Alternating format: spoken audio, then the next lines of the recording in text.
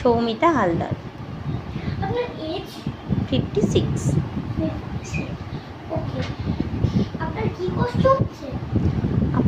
আমার 4 দিন ধরে জ্বর, ভীষণ গলায় ব্যথা আর শ্বাস নিতে খুব কষ্ট হচ্ছে। ও, করোনা টেস্ট করিয়েছেন? হ্যাঁ, করেছি, রিপোর্ট পজিটিভ। ও পজিটিভ? না দেখছি।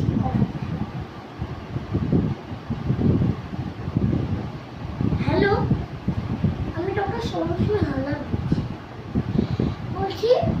হসপিটালে কি বেড ফাঁকা আছে করোনা পেশেন্টের জন্য?